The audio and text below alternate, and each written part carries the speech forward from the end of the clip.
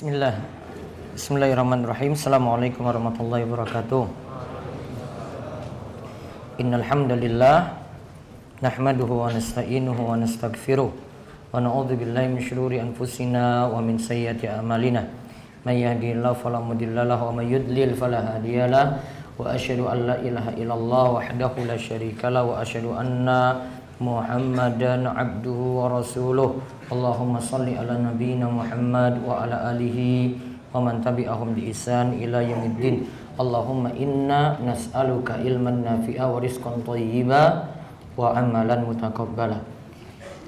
Puji syukur kita panjatkan pada Allah Rabbul Alamin, salawat dan salam semoga tercurah pada junjungan kita Nabi besar Nabi Agung Muhammad sallallahu alaihi wasallam. Baik, ikhwani fiddin wa akhwati fillah, pada kesempatan malam hari ini masih pelajaran tentang tata cara salat yang diajarkan oleh Syekh Abdul Rahman bin As-Sa'di dalam kitabnya Manhajus Salikin. Masih secara salat, terakhir kita bahas tentang 7 anggota yang ditempelkan saat kita sujud. Sekarang melanjutkan bahasan tentang sujud, yaitu bacaan ketika sujud. Monggo dibaca. Fikih Manhajus Salikin, kitab salat, bacaan ketika sujud. Kata Syekh Abdul Rahman bin Nasir As-Sa'di rahimahullah dalam Manhajus Salikin, wa yaqulu subhana rabbiyal a'la, dan mengucapkan subhana rabbiyal a'la, artinya maha suci Rabbku yang maha tinggi. Maha suci Rabbku yang maha tinggi. Subhana rabbiyal a'la. Syekh setelah menyebutkan tentang 7 anggota sujud, beliau nggak terangkan detail itu cara sujud secara lebih lengkap, tangannya bagaimana, mana yang turun sujud terlebih dahulu, tangan atau lutut. Beliau secara global saja. Anggota sujud itu apa saja, terus wa yaqul subhana rabbiyal a'la, lalu ucapkan subhana rabbiyal a'la. Nah, sekarang kita lihat bacaan saat sujud ternyata banyak. Di sini ada 7 bacaan. Apa sikap kita terhadap 7 bacaan ini? Pembahasan sebelumnya sudah kita simpulkan ketika kita bahas dua iftitah. Dari dulu ada beberapa variasi bacaan. Kemudian ketika kita itu ruku ada beberapa variasi bacaan. Ketika bangkit dari ruku juga ada beberapa variasi bacaan. Maka di sini tugasnya milih terserah, kadang diganti-ganti. Maka sifatnya variasi, kadang pakai yang ini, kadang pakai yang itu. Nah, sekarang kita lihat 7 bacaan yang ada. Bacaan saat sujud. Bacaan pertama dari hadis Hudzaifah, ia mengatakan ia pernah sholat bersama Nabi SAW. Lantas beliau mengucapkan ketika ruku subhana rabbiyal azim, artinya maha suci Rabbku yang maha agung. Dan ketika sujud beliau mengucapkan subhana rabbiyal a'la, artinya maha suci Rabbku yang maha tinggi. Nah, ketika sujud dibaca subhana rabbiyal a'la. Kalau hadis ini tidak sebutkan 3 kalinya, maka terserah berarti. Mau 1 kali boleh, 2 kali boleh, 3 kali boleh. Terus bacaan kedua. Bacaan kedua, subhana rabbiyal a'la wa bihamdi, artinya maha suci Rabbku yang maha tinggi dan pujian untuknya. Nah, ada tambahan wa bihamdi. Terus ini dibaca? Ini dibaca 3 kali. Nah, ini dibaca 3 kali. Di sini baru tentukan ya berapa kalinya. Subhana rabbiyal a'la wa bihamdi. Subhana rabbiyal a'la wa bihamdi. Subhana rabbiyal a'la wa bihamdi. Riwayatnya sahih. Terus bacaan ketiga.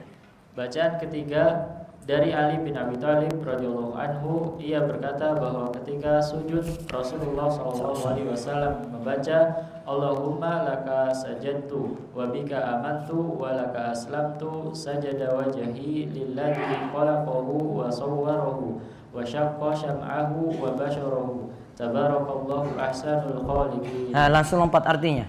Artinya, ya Allah, kepadamulah aku bersujud, karenamu juga aku beriman, kepadamu juga aku berserah diri. Wajahku bersujud kepada penciptanya, yang membentuknya, yang membentuk pendengaran dan penglihatan. Maha suci Allah sebaik-baik pencipta. Bacaan ini hampir mirip dengan bacaan ketika sujud tilawah. Sajada wajhiya lilladzi khalaqahu wa sawwarahu wa syaqqa sam'ahu wa basarahu wa tabarakallahu ahsanul khaliqin. Ini hampir sama, namun kalau sini diawali dengan Allahumma laka sajadtu wa bika amantu wa laka aslamtu. Kalau yang sujud tilawah seperti itu dimulai dari sajadah wajhiya lilladzi. Jadi kalau menurut hadis doa sujud tilawah itu sahih, maka hampir sama dengan doa ketika sujud di sini. Nah, itu bacaan yang ketiga. Sekarang bacaan keempat. Bacaan keempat dari Abu Hurairah radhiyallahu anhu, Rasulullah sallallahu alaihi wasallam membaca ketika sujudnya, Allahumma ighfir li dzanbi kullahu dikkahu wa jillahu wa awwalahu wa akhiruhu wa alaniyatahu wa sirruhu. Yang artinya, ya Allah, ampunilah seluruh dosaku, yang kecilnya dan besarnya, yang pertamanya dan terakhirnya, yang terang-terangannya dan rahasianya. Nah, lihat di sini juga dibaca ketika sujud, Allahumma fir li dzambi kullahu dikkahu wa jillahu wa awwalahu wa akhiratahu wa alaniyatahu wa sirruhu. Terus yang kelima. Bacaan kelima, Subhanakallahumma Rabbana wa bihamdika Allahumma ighfirli. Artinya, Maha suci Engkau ya Allah, Rabb kami, pujian untukmu, ampunilah aku. Subhanakallahumma Rabbana wa bihamdika Allahumma ighfirli. Dan bacaan kelima ini dibaca ketika rukuk dan dibaca ketika sujud, boleh sama. Terus bacaan keenam. Bacaan keenam, Subuhun Kudusun Rabbul Malaikati Warruh, yang artinya Maha Suci, Maha Kudus, Rabbnya para malaikat dan ruh, yaitu Jibril.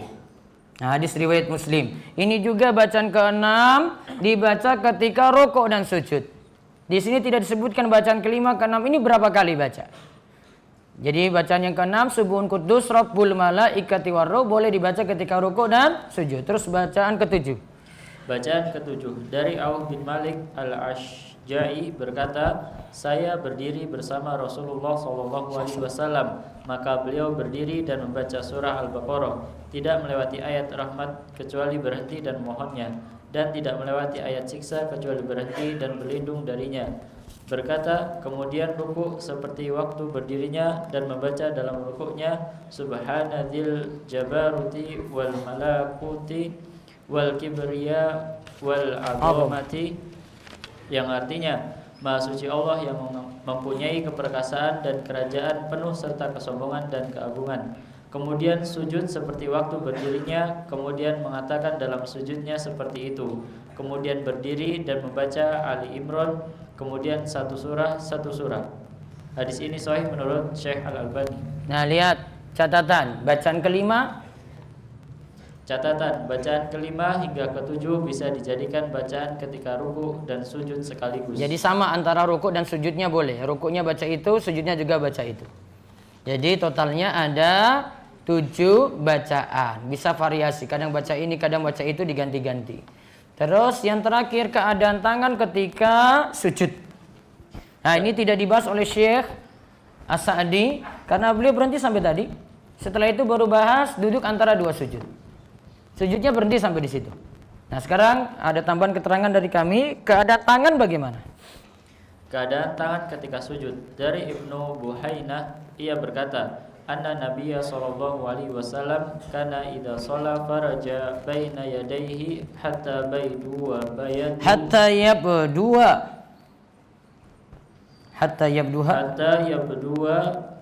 bayadu ibtaihi.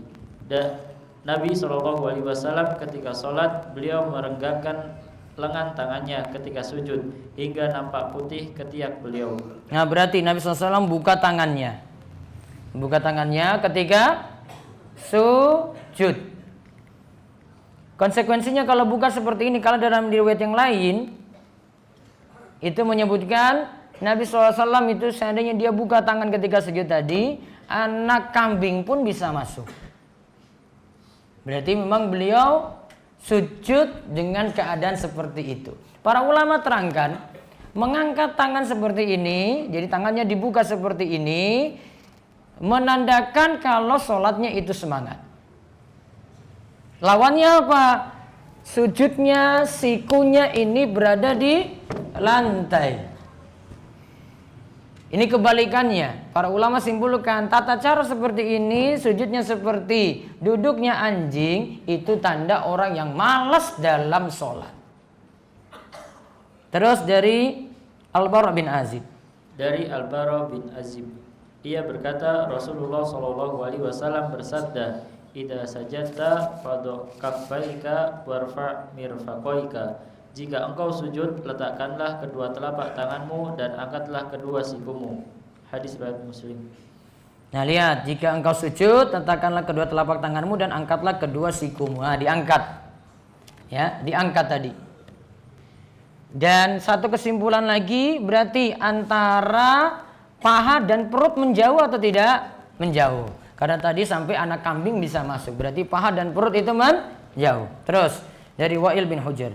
Dari Wa'il bin Hujr ia berkata, anna Nabiyya sallallahu alaihi wasallam kana idza sajada dhamma asabi'ahu. Ketika sujud, Nabi sallallahu alaihi wasallam merapatkan jari jemarinya. Nah, jari jemarinya rapat. Ada 3 tuntunan. Ada 3 tuntunan yang diajarkan dalam hadis-hadis di atas. Bisa dibaca? Ada 3 tuntunan. Diganti ya, bukan 4 tapi 3. Ada 3 tuntunan yang diajarkan dalam hadis-hadis di atas.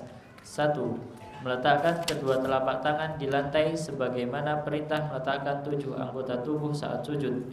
Yang kedua, saat sujud jari jemari tangan dirapatkan. Yang ketiga, disunahkan menjauhkan 2 lengan dari samping tubuh ketika sujud. Meletakkan kedua telapak tangan di lantai. Ini sebagaimana perintah kemarin kita sujud dengan 7 anggota tubuh. Yang kedua, saat sujud jari-jari jemari tangan dirapatkan. Kalau direnggangkan seperti ini, arah kiblat nggak jelas. Namun kalau dirapatkan sujud begini ya, nah, dia nunjuk kiblatnya jelas. Kalau terbuka nggak jelas kan? Nah, maka dirapatkan. Beda ketika rukuk tangan dibuka untuk genggam lutut. Kalau ketika sujud dirapatkan. Terus yang ketiga disunahkan menjauhkan 2 lengan. Ya, disunahkan menjauhkan 2 lengan. Berarti tambah lagi yang keempat yang tadi saya sebut. 4 yang tidak ada hadisnya di sini, yaitu menjauhkan antara paha dan perut. Ya, menjauhkan antara paha dan perut.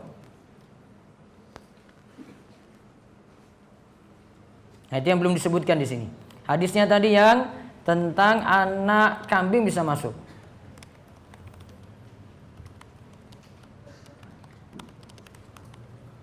Nah, terus selesai sampai di situ. Adapun nanti ada lagi yang tidak disebutkan karena para ulama beda pendapat dalam hal ini, yaitu kaki dirapatkan ataukah tidak. Kaki belakang. Ya, kaki itu dirapatkan ataukah tidak. Yang jelas kalau untuk ujung kakinya nanti ditekuk, kalau dalam mazhab Syafi'i bagian dalam ini itu yang kena lantai. Jadi bukan bagian punggung. Bagian dalam kaki yang kena lantai, bukan punggungnya. Maka tekuk. Berarti jari nanti menghadap mana? Kiblat. Ya. Terus ada lagi tadi tentang rapat atau tidak, rapat atau dibuka. Ya. Ini tentang masalah riwayat saat Aisyah radhiyallahu anha kehilangan Nabi SAW dalam rumah. Ketika itu Nabi SAW ternyata sholat malam. Ketika itu Nabi SAW sujud. Aisyah cari-cari pegang-pegang. Nah, dapat kakinya Nabi. Dalam riwayat tersebut ada 2 macam riwayat. Ada yang katakan Aisyah pegang kakinya Nabi, berarti 2 kaki sekaligus, berarti tumit sekaligus. Kalau pegang 2 tumit sekaligus berarti kakinya rapat nggak? Rapat. Ada riwayat yang katakan pegang 1 tumit. Kalau pegang 1 maka kemungkinan kakinya terbuka. Ya, kemungkinan kakinya terbuka. Walau alam tentang masalah dirapatkan ataukah tidak, dua-duanya boleh. Mau rapatkan silakan, mau dibuka juga boleh. 2 riwayat tadi saja perselisihannya. Satu hadis maksudkan sama, karena ketika itu Nabi SAW ketika sujud membaca, ini bacaannya sama seperti bacaan setelah sholat witir. Nabi baca ketika sujud, Allahumma inni a'udzu biridhaka min sakhatik wa bi mu'afatika min uqubatik wa a'udzu bika minka la usisanan alaik anta kama asnita ala nafsi. Lantas ketika itu, diceritakan tadi, tangan Aisyah itu pegang tumit Nabi SAW. Yang jelas 2 perselisihan tadi. Tumitnya dirapatkan ataukah tumitnya itu terbuka. Cuma perselisihannya tadi Aisyah itu pegang 2 tumit langsung ataukah pegang cuma 1 saja. Baik, kita lanjut sesi tanya jawab. Ustadz, ini sebagian pertanyaan tadi yang di sesi materi siap naik pelaminan. Saya sudah coba sholat istikharah dan saya merasa semakin yakin dengan ikhwan tersebut. Tapi tiba-tiba ibunya meminta untuk kami sama-sama menyelesaikan S1 Ustadz. Menyelesaikan S1 Ustadz. Bagaimana Ustadz? Ikhwannya juga sama-sama yakin Ustadz dengan ana. Sementara putuskan hubungan dulu, dianggap seperti tidak terjadi apa-apa, yang laki-laki jalan sendiri, perempuan sendiri, biar tidak terjadi fitnah yang lebih besar. Dikarenakan kalau tetap dilanjutkan nanti ada hubungan-hubungan dan itu membawa fitnah yang lebih luar biasa. Saya menyukai seorang akhwat. Rasa suka itu terus muncul setiap hari Ustadz. Bahkan pada saat sholat pun dia muncul. Sungguh anak panah syaitan yang beracun telah menyebar ke dalam tubuh saya Ustadz. Apakah rasa suka seperti ini menyamakan rasa cinta kepada Allah dan Rasul Ustadz? Apakah ini termasuk syirik? Enggak syirik, cuma kamu sudah tergoda dengan si perempuan ini. Kebetulan akhwatnya ada di sini Ustadz. Kamu tambah-tambah lagi nih. Kamu gak usah ngaji di MPD aja lah kalau gitu. Aduh, sebut-sebut lagi. Ada udan di balik batu kamu pertanyaanmu ini. Yang dimaksud minang itu apakah harus pihak laki-laki datang bersama orang tuanya? Yang dimaksudkan meminang adalah menyatakan ingin menikahi seorang wanita gitu. Yang paling tepat ya dia nyatakan di depan wali. Maka itu yang disebut minang, itu yang sudah kita bahas dahulu. Bolehkah menolak laki-laki karena fisiknya? Bagaimana cara meyakinkan diri bahwa fisik tidak begitu penting, yang terpenting adalah agamanya? Kalau fisiknya ini karena jenengan terpengaruh nonton film Korea, tobatlah pada Allah. Jangan pakai standar kulit putih di sini. Saya cuma curiga kalau ahwat-ahwat kayak gitu standarnya tinggi sekarang itu. Karena dia bandingkan dengan film-film Korea yang putih-putih kan, yang ikhwan-ikhwannya itu putih tua semuanya. Ya. Banding-bandingkan kayak gitu, gak baik. Maka prioritaskan tetap bagus agamanya gitu. Seseorang itu makin suka pada yang lainnya jika dia lihat berulang kali gitu. Jadi kamu lihat nanti kalau itu seandainya jadi istrimu atau jadi suamimu, kamu perhatikan lagi itu. Kalau puas dengan melihat wajahnya, nah itu akan puas dan senang padanya. Maka lihat ulang saja berulang kali. Maka biasanya jenengan senang dengan artis Korea karena bolak-balik lihat itu terus. Nah sekarang berhenti nonton kayak gitu. Tidak perhatikan lagi kayak gitu, nggak banding-bandingkan lagi. Prioritaskan yang bagus agamanya. Fisik bisa yang kedua, ketiga gitu. Nggak terlalu penting dibandingkan dengan bagusnya agama. Apalagi milih laki-laki. Minta saran Ustadz. Anak itu kemarin sempat ta'aruf dengan ikhwan dan ortu sudah meng-ACC nikah tahun depan. Tapi ikhwan tersebut pingin tahun ini menikah. Oh, bagus malah. Akhirnya ikhwan tersebut mundur. Next beberapa bulan ada Ustadz atau Sohib Abi ingin menta'arufkan seorang ikhwan dengan anak. Tapi ortu tidak setuju atau tidak merestui. Ya sudah cari yang lain lagi. Karena yang pertama nggak mau mungkin karena pinginnya segera. Ya maka tergantung juga. Jadi saran saya ya lebih pada orang tua biar bisa segera. Sebenarnya persiapan nggak terlalu berat-berat banget dan nggak terlalu butuh waktu begitu banyak gitu. Kadang pengertiannya itu harus siap ini dulu, siap ini dulu. 1 bulan atau 2 bulan sebenarnya sudah persiapan yang cukup insya Allah. Ustadz di sini anak ingin minta saran. Apa yang harus anak lakukan? Anak sedang proses ta'aruf Ustadz dan berniat akan bernazar. Sebelum ta'aruf hingga akan nazar, anak sudah melakukan istikharah Ustadz. Hati dibuat yakin untuk ke tahap nazar dan meminang. Tapi beberapa hari sebelum waktu ditentukan nazar, tiba-tiba ikhwan tersebut menghubungi dan minta untuk menunda karena alasan permintaan orang tua dari ikhwan tersebut. Niat kami berdua akan disegerakan Ustadz agar tidak terjerat hawa nafsu. Tapi orang tua ikhwan meminta untuk tahun depan Ustadz yang kira-kira masih lebih dari 3 bulan Ustadz karena alasan orang tua ikhwan. Ikhwan tidak bisa bertanggung jawab karena belum mapan dan belum punya pekerjaan lain. Dan anak dijadikan alasan sedang kuliah dan jauh dengan alasan-alasan lain. Apakah itu termasuk ke dalam dipersulit Ustadz? Bisa jadi ini yang dipersulit jenengan istikharah. Mungkin ini jawabannya. Maka saran saya pending itu dan Nyatakan saja ini jalan sendiri. Kalau yang perempuan dapat yang lain lagi dipersilahkan, laki-laki juga dapat yang lain dipersilahkan. Ana ingin bertanya sedikit di luar tema. Ini Ustadz ada akhwat yang ingin menikah, tapi beliau selalu ragu walau ada ikhwan yang menawarkan diri karena beliau takut. Beliau adalah anak yang lahir dari zina di luar nikah dan yang alhamdulillah orang tua dan beliau sudah bertaubat.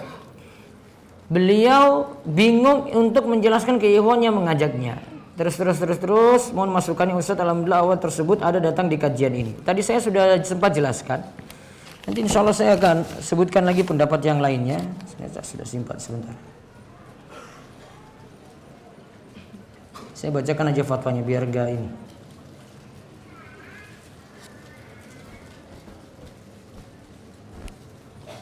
Ini ada fatwa dari Syekh Muhammad bin Shalih Al-Utsaimin. Di sini ada beberapa perbedaan pendapat di antara para ulama. Ini dari fatwa Syekh Shalih Al-Munajjid. Tentang masalah anak hasil zina tadi, ada pendapat yang katakan tidak dinasabkan kepada laki-laki pezina walaupun dia mengklaim. Terus pendapat yang kedua, pezina boleh disandarkan anaknya tadi padanya karena dia lebih berhak. Saya ingin sebutkan pendapat yang ini. Ini ada pendapat dari Imam Ibnul Qayyim. Juga di sini ada qaul dari Imam Ibnu Qudamah. Dia katakan seperti ini, diriwayatkan dari Ali bin Asim dari Abu Hanifah, bahwasanya ia menyatakan la ara ba'san idza zina ar-rajulu bil mar'ati fahamalat minhu ayatazawwajaha ma hamlaha wa yastura 'alaiha wal waladu waladun lahu. Nah, ini kalimatnya tegas dari Imam Ibnu Qudamah dalam Al-Mughni, juz 9 halaman 123. Saya tidak menganggap masalah jika ada seorang laki-laki menzinai perempuan. Ingat ya, tetap zina. Fahamalat minhu, perempuan ini hamil dari laki-laki tadi. Kemudian akhirnya dia menikah. Laki-laki itu menikahi perempuan tersebut dalam keadaan hamil. Kemudian wayasturu 'alaiha, lantas ditutupi tadi sampai nanti punya anak. Anak itu waladun lahu, disandarkan kepada bapak biologisnya. Kemudian dikatakan Syaikhul Islam Ibnu Taimiyah juga berpendapat seperti itu. Juga Imam Ibnul Qayyim rahimahullah. Juga di sini dipilih oleh Syekh Muhammad bin Shalih Al-Utsaimin. Dalam kitabnya Syarhul Mumti juz 12 halaman 127.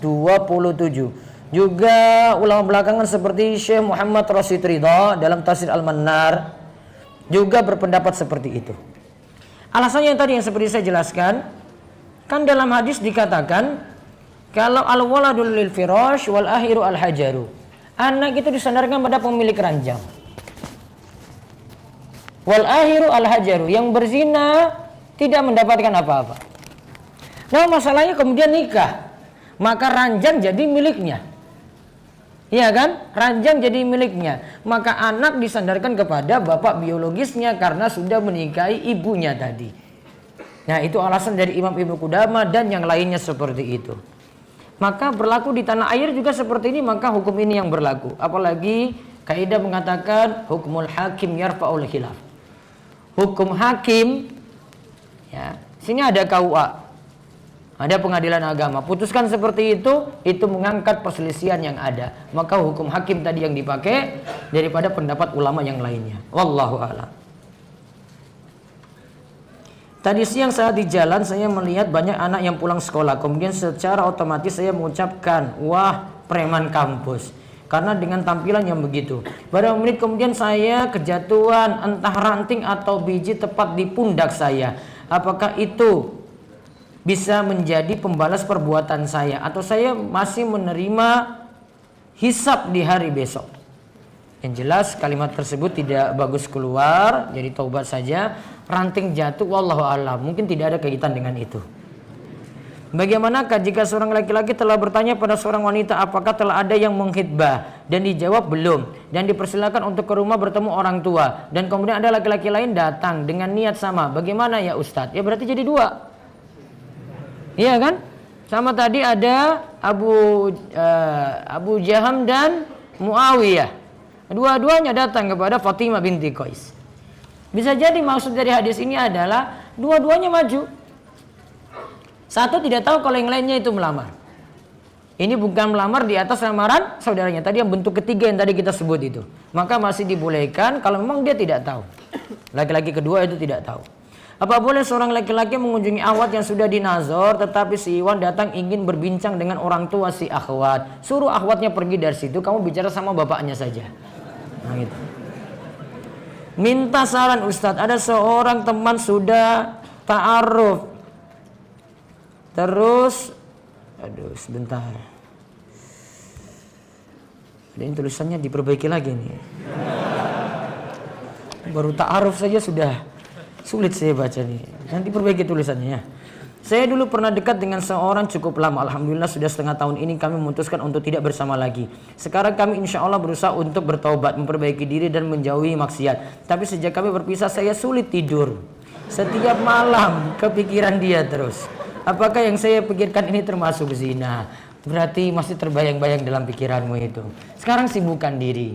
Cari hal yang lebih manfaat, banyak taubat pada Allah. Kemudian isi dengan hal positif terus. Nah itu sampai lupakan tadi. Kalau nggak ada hubungan apa-apa sudah nggak usah ingat-ingat lagi. Mohon doanya kemarin Ahad 18 Agustus saya sudah nazar dengan seorang ikhwan. Mohon doanya semoga dapat lanjut ke tahap khitbah. Mudah-mudahan Allah itu mudahkan. Yang jomblo-jomblo yang lainnya juga lebih dimudahkan lagi. Apakah sah atau tidak bila nikah siri dilakukan tanpa ada wali dari pihak keluarga perempuan? Gimana tidak ada wali? La nikah illa bi wali. Hadisnya tegas, tidak ada nikah kecuali dengan seorang wali. Kalau nikahnya nikah siri yang jelas tidak tercatat secara hukum di KUA. Secara hukum masih boleh, secara hukum Islam masih boleh. Namun tetap menggunakan wali. Syarat-syarat atau rukun-rukun nikah wajib terpenuhi. Laki-lakinya ada, perempuannya ada ijab kabul, ada saksi. Ya kan? Terus di sini ada wali. Harus ada itu. Ya, 5 rukun nikah tadi. Ada laki-laki, ada perempuan, ada ijab kabul, ada saksi, kemudian ada wali. Bagaimana jika ada ikhwan yang WA Ana kemudian mengatakan bahwa ia akan menikahi Ana setelah Ana lulus studi? Karena dulu Ana pernah mengatakan baru akan menikah setelah lulus studi. Terus saya ingin segera untuk menghindari fitnah, namun saat ini orang tua belum mengizinkan menikah karena kalau orang Kalimantan itu sangat tabu jika menikah sebelum lulus kuliah. Nah itu kan cuma ini aja pikiran orang aja. Nah pikiran tabu ini yang kamu luruskan. Jadi sekarang tinggal lobby pada orang tua itu gimana? Kamu mau nikah pas lagi studi ini atau tidak? Ya kalau memang tidak ya bilang katakan saya belum siap, jangan hubungi saya dulu, saya ingin konsen belajar biar tidak terjadi fitnah. Orang tua saya mengharuskan saya dilamar oleh seorang laki-laki dengan uang adat yang harus diberikan untuk meminang. Bagaimana saya memberitahu sebelumnya kepada ikhwan tersebut? Apakah sedari awal saya tuliskan di CV atau saat sudah ada ikhwan yang ingin serius? Cukup nanti kalau ada yang ingin serius beritahu saja. Ini kendala tradisinya itu kayak gini ya, biar si Iwan itu tahu.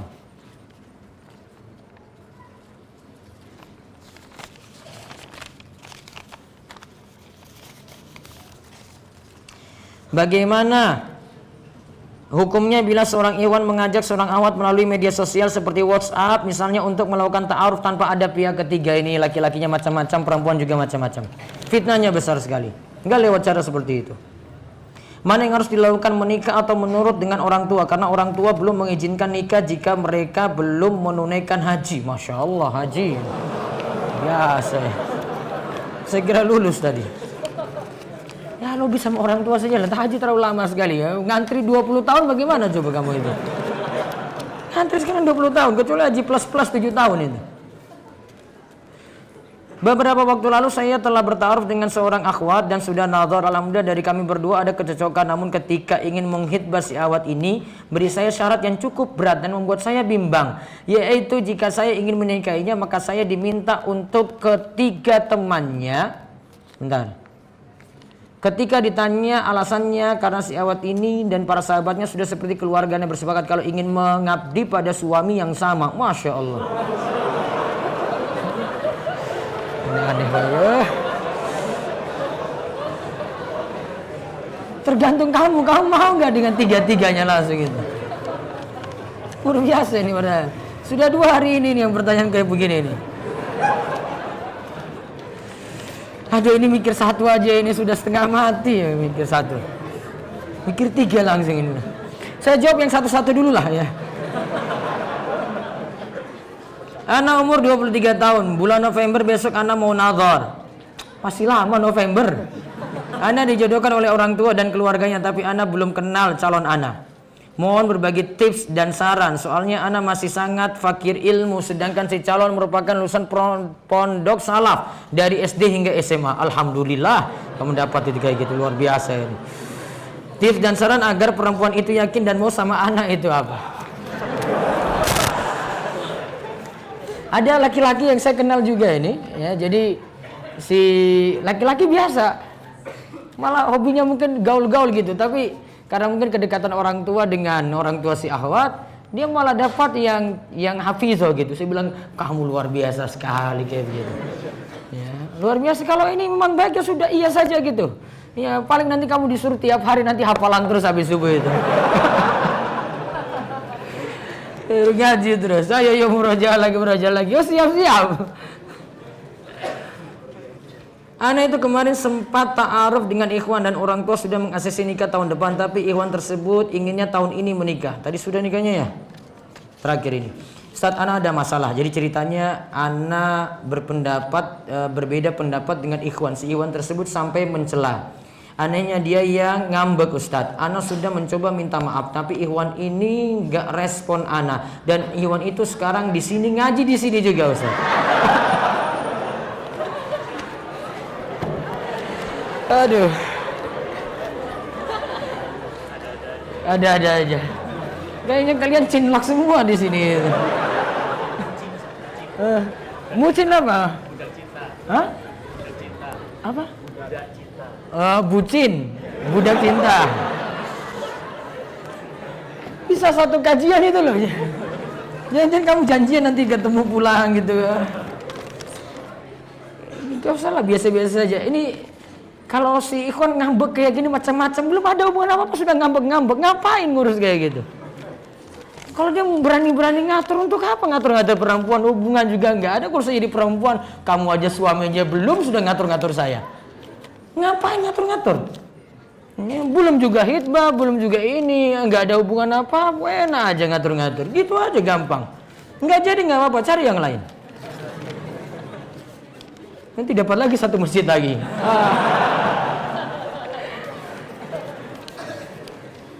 Bagaimana keadaan kaki saat sujud? Apakah ditempelkan atau dijauhkan? Tadi sudah ya, boleh dua-duanya. Saya suka dengan kegiatan alam, khususnya di gunung. Apakah boleh sholat berjamaah di dalam tenda sambil duduk? Sebentar. Karena jika berjamaah di luar tenda keadaannya dingin sekali, khususnya jamaah isya dan subuh. Ya risiko naik gunung. Ya sudah, memang kalau kerjaannya kayak gitu ya gimana? Mau di luar juga nanti membeku misalnya. Ya sudah, kerjakan dalam. Kalau nggak bisa berdiri berarti apa? Duduk. Uzur. Mudah-mudahan dianggap uzur. Semisal ada suami istri berbeda mazhab dalam praktek ibadah.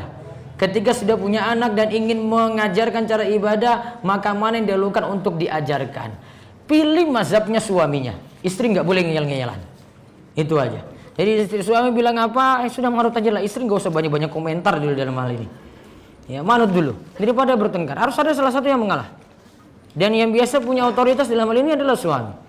Ya, suami istri itu banyak ngalah dalam ini. Kalau suami bilang anaknya itu ngikut pendapat ini, ikut aja. Ya, istri nurut aja pada suami.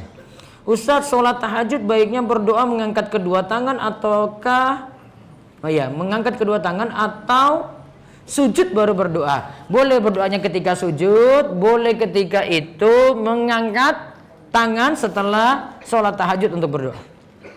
Bagaimana Ustadz hukumnya mengikuti unit kegiatan mahasiswa yang dalamnya sering rapat hingga larut malam dan bercampur antara akhwat dan ikhwan?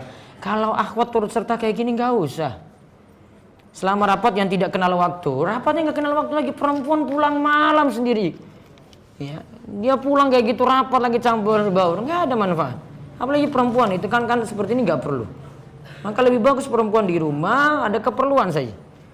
Kalau mungkin pengajian dekat dengan kosnya, ya dia pergi, ya nggak masalah di situ. Namun kalau ini di kampus, pulang lagi belum tentu bareng-bareng dengan teman perempuannya juga. Bisa jadi sendiri, rawan sekali. Fitnahnya besar.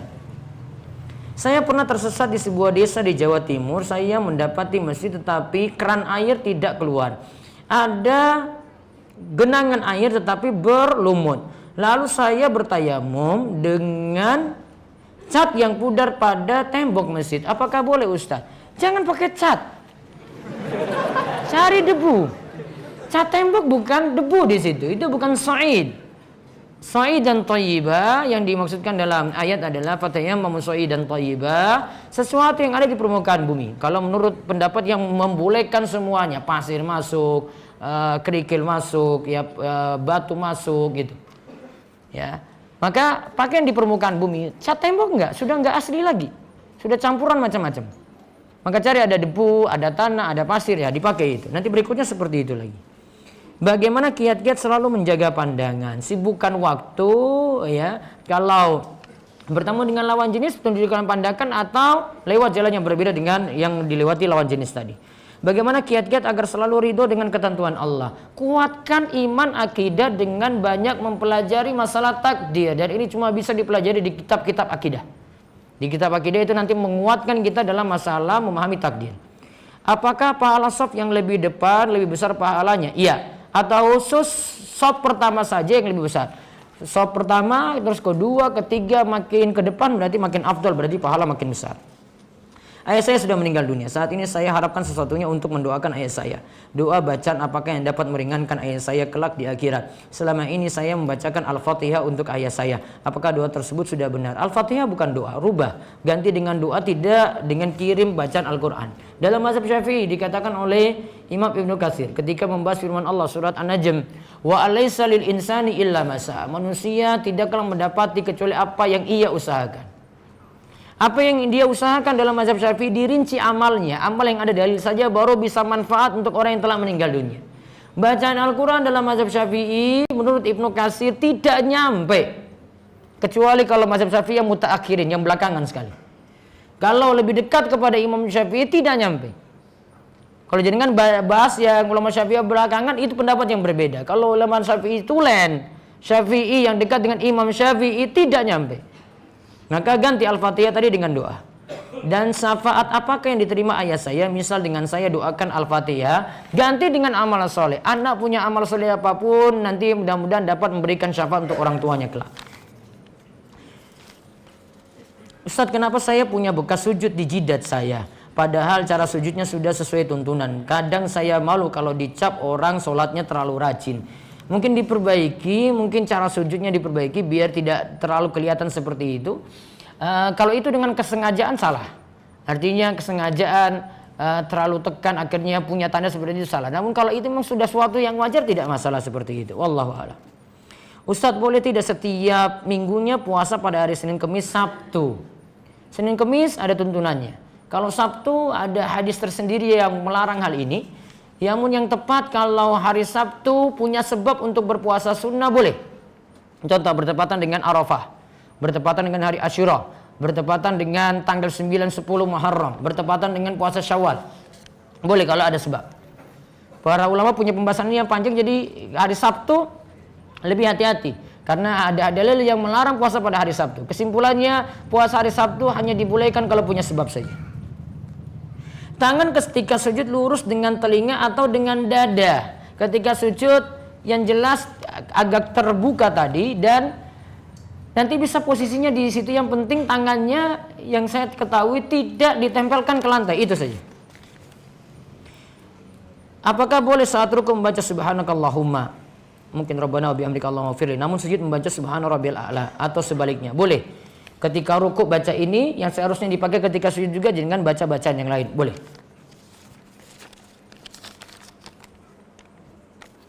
Satu pertanyaan lagi. Saya tiap hari PP Jogja Solo untuk bekerja. Apakah itu termasuk safar? Jogja Solo berapa kilo? Kalau itu kurang dari 80 kilo, baiknya tidak ambil keringanan ketika itu untuk safar. Coba saya cari dulu. Setahu saya itu kurang dari 80. Iya, berapa kilo?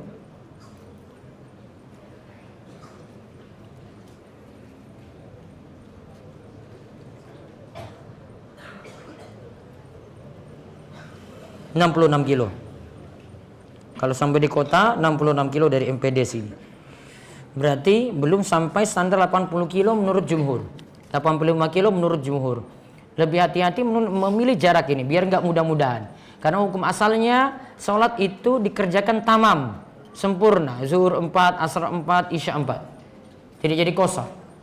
Asalnya kerjakan sholat juga dikerjakan masing-masing waktu, tidak jamak. Maka kalau kita memilih hukum asal lebih aman di sini. Maka ketika itu tidak sampai hitungan safar, terus ditanya apakah termasuk safar? Saya belum anggap safar.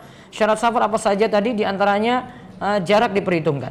Terus apakah saya di kantor dapat keringanan untuk tidak sholat di masjid? Baiknya sholat di masjid berjamaah, kerjakan di masing-masing waktu kalau bisa. Apakah dianjurkan untuk sholat di belakang sebelah kanan imam? Iya, ada hadis yang menyebutkan seperti ini dan sebagian ulama menganggapnya sahih, sehingga mereka katakan kalau buat shaf, buat dari tengah, kemudian isi kanan dulu, baru kemudian isi kiri. Shaf kanan lebih utama daripada shaf kiri, namun shaf terdepan lebih utama daripada shaf kedua, dan seterusnya. Wallahu a'lam bishawab. Demikian yang kita bahas. Insyaallah ketemu lagi pada pertemuan pekan depan. Mudah-mudahan manfaat dan Allah senantiasa bimbing kita dalam beramal soleh. Bagi yang berada di sekitar Godean, ada kajian besok Sabtu di Masjid Al-Aman jam 6 sampai jam 7 pagi tentang tata cara sholat. Demikian kita cukupkan, kita tutup dengan doa kafaratul majlis. Subhanakallahumma bihamdika asyhadu an la ilaha illa anta astaghfiruka wa atubu ilaik. Assalamualaikum warahmatullahi wabarakatuh.